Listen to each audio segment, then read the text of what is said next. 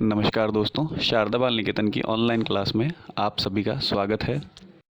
आज से हम क्लास 10th चैप्टर फर्स्ट भोजन एवं मानव स्वास्थ्य स्टार्ट करने जा रहे हैं। स्टार्ट करते हैं चैप्टर फर्स्ट भोजन एवं मानव स्वास्थ्य। इस चैप्टर में हम भोजन के द्वारा मानव स्वास्थ्य पर क्या क्या प्रभाव पड़ते हैं उन सब के बारे में विस्तार से चर्चा करेंगे कि व्यक्ति को किस तरह का भोजन करना चाहिए, उस भोजन में जो 6 प्रकार के पोषक तत्व हैं, विटामिन, प्रोटीन, कार्बोहाइड्रेट, वसा, खनिज, लवण, जल आदि सभी मौजूद होने चाहिए। अगर ये सारे पोषक तत्व भोजन में मौजूद है तो उससे क्या क्या फ़ायदे हैं, अगर इनमें से किसी पोषक तत्व की भोजन में कमी रह जाती है तो उसके कारण से क्या क्या नुकसान हो सकते हैं, इन सब चीज़ों के बारे में इस चैप्टर में मेनली चर्चा करेंगे। तो स्टार्ट करते हैं भोजन की डेफिनेशन से। भोजन या आहार एक ऐसा आवश्यक पदार्थ है जो पाचन क्रिया द्वारा जीव के शरीर का अंग बनकर शरीर की विभिन्न आवश्यकताओं की पूर्ति करता है। इस डेफिनेशन को अपन इस तरह से भी समझ सकते हैं कि जैसे किसी भी वाहन को चलाने के लिए ईंधन की आवश्यकता होती है, उसी प्रकार मनुष्य के शरीर को चलने के लिए ऊर्जा की आवश्यकता होती है और वो ऊर्जा हमें भोजन के माध्यम से प्राप्त होती है। अब भोजन भी दो तरह का हो सकता है, एक होता है संतुलित भोजन और एक होता है असंतुलित भोजन। टाइप फर्स्ट संतुलित भोजन। अब संतुलित भोजन किसे कहेंगे? तो ऐसा भोजन जिसमें सभी प्रकार के पोषक तत्व, जैसे अभी अपन ने पीछे देखे थे, विटामिन, प्रोटीन, कार्बोहाइड्रेट, वसा, खनिज, लवण, जल आदि सभी पर्याप्त मात्रा में उपलब्ध हो, ऐसा भोजन संतुलित भोजन कहलाता है। और अगर व्यक्ति संतुलित भोजन का सेवन करेगा तो उसमें कोई तरह का रोग नहीं होता है, तो उससे बहुत सारे फायदे हैं। अब बात करते हैं असंतुलित भोजन की। तो ऐसा भोजन जिसमें इन 6 पोषक तत्वों में से किसी भी एक या अधिक पोषक तत्वों की कमी हो, जैसे विटामिन्स नहीं मिल पा रहे हैं पर्याप्त मात्रा में या प्रोटीन नहीं मिल पा रहा है लंबे समय तक, तो ऐसा भोजन क्या कहलाता है? असंतुलित भोजन कहलाता है। अब यदि व्यक्ति असंतुलित भोजन करता है तो उस असंतुलित भोजन के करने के कारण से उसके मानव स्वास्थ्य पर बहुत ही बुरा प्रभाव पड़ सकता है, जिसके कारण से वो कई तरह के रोगों से ग्रसित हो सकता है। उन रोगों को कहा जाता है कुपोषण। कि यदि व्यक्ति के शरीर में लंबे समय तक किसी एक या अधिक पोषक तत्वों की कमी रह जाती है तो इसे कुपोषण कहते हैं।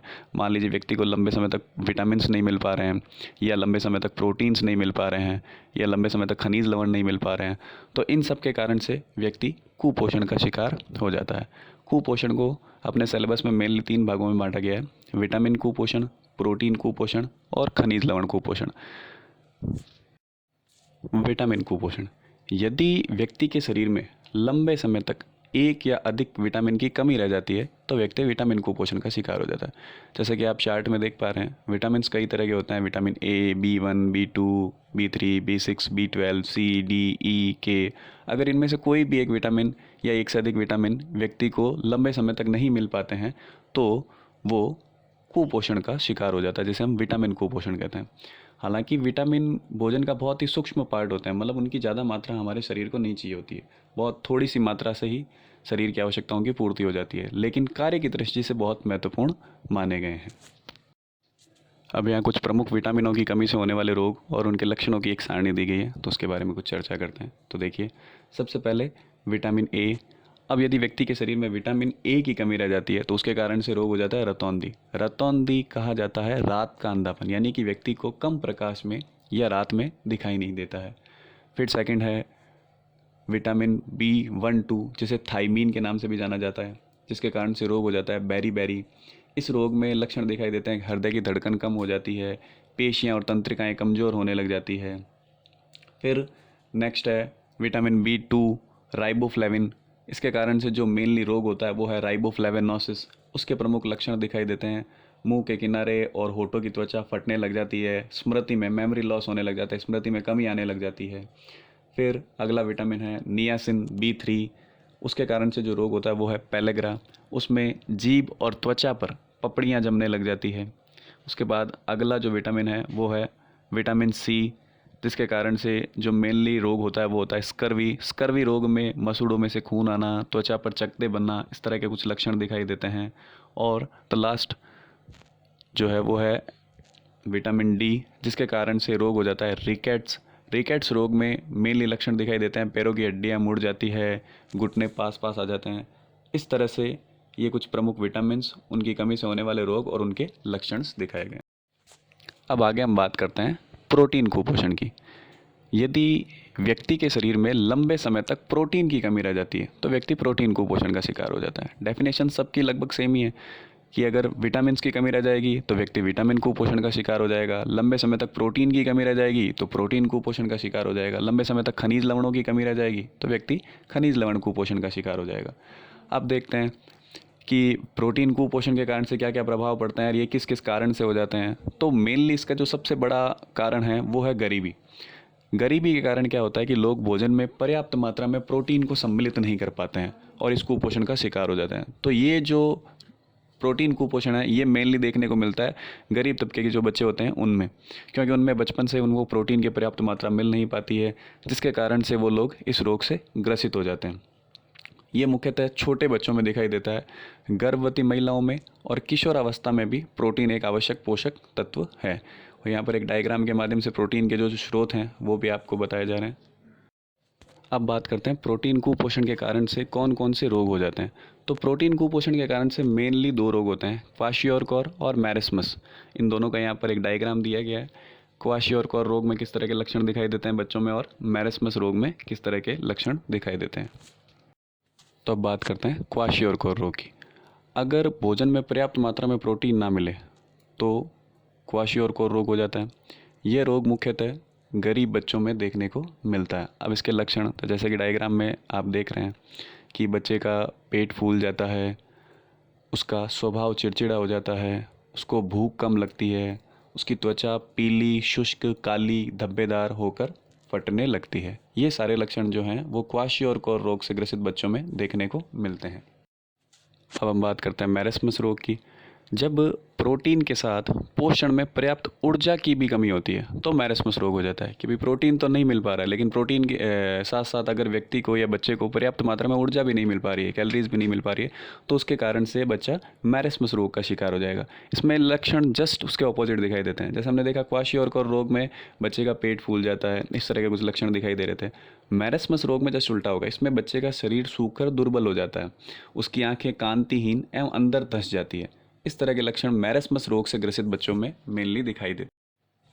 अब हम बात करते हैं तीसरे प्रकार के कुपोषण की, जो है खनिज लवण कुपोषण। तो बहुत सारे इस तरह के खनिज होते हैं जो भी हमारे शरीर के संचालन में एक महत्वपूर्ण भूमिका निभाते हैं तथा इनकी कमी से हमारे शरीर में कई प्रकार के रोग भी उत्पन्न हो जाते हैं। जैसे कुछ एग्जाम्पल्स देखते हैं अपन कि लौह तत्व है वो हमारे रुधिर के हीमोग्लोबिन का भाग होता है तथा इसकी कमी से रक्तहीनता, जिसे हम एनीमिया रोग के नाम से भी जानते हैं, एक रोग हो जाता है जिसके कारण से चेहरा पूरा का पूरा पीला पड़ जाता है।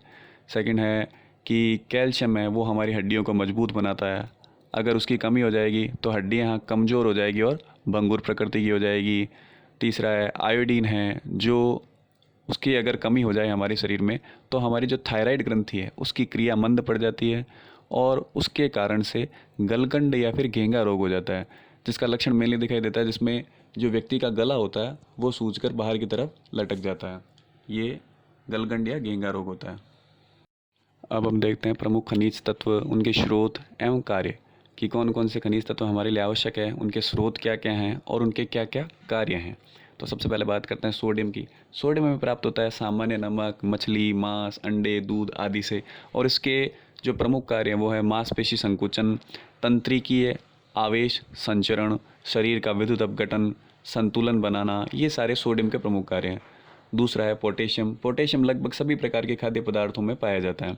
उसके प्रमुख कार्य मांसपेशियों का संकुचन, तंत्रिकीय आवेग का संचरण, शरीर का विद्युत अपघटन, संतुलन बनाना, विभिन्न कोशिकीय क्रियाओं का संचालन करना।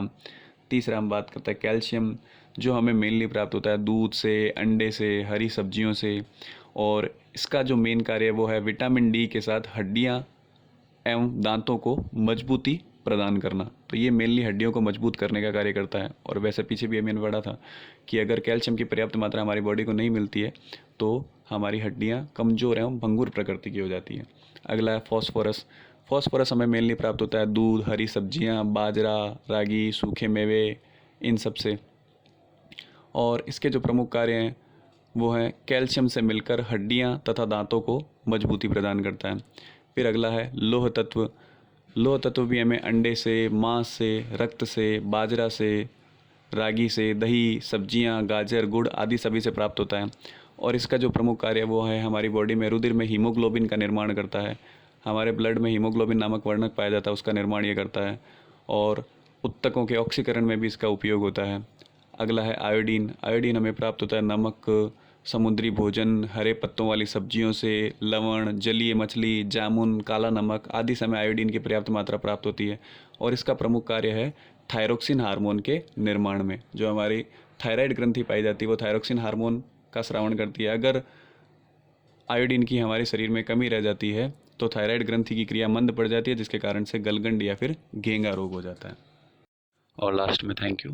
बाकी का चैप्टर हम अगले वीडियो में कवर करने की कोशिश करेंगे।